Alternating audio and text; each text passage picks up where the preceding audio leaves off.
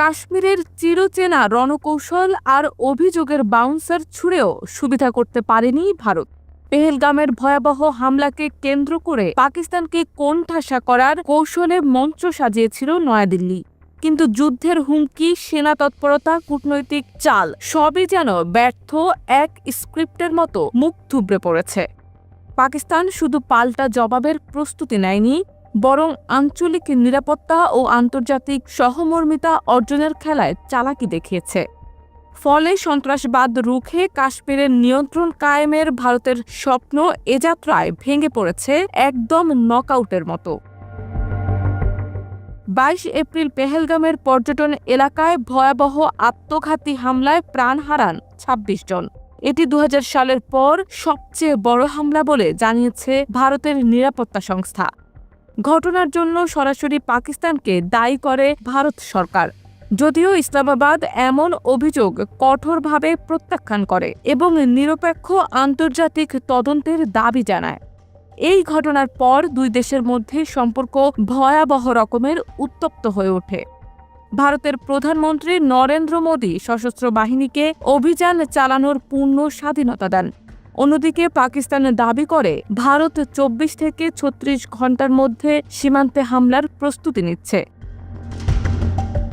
এই প্রেক্ষাপটে গত শুক্রবার পাকিস্তানের রাওয়ালপিন্ডিতে সামরিক সদর দপ্তরে অনুষ্ঠিত হয় একটি জরুরি কর্পস কমান্ডার কনফারেন্স। সেখানে সেনাপ্রধান জেনারেল আসিম মুনিরের নেতৃত্বে সামরিক বাহিনীর উচ্চপদস্থ কর্মকর্তারা বৈঠক করেন। বৈঠকে পাকিস্তান ভারত আলোচনা অবস্থা এবং আঞ্চলিক নিরাপত্তা পরিস্থিতি নিয়ে বিস্তারিত পর্যালোচনা হয়।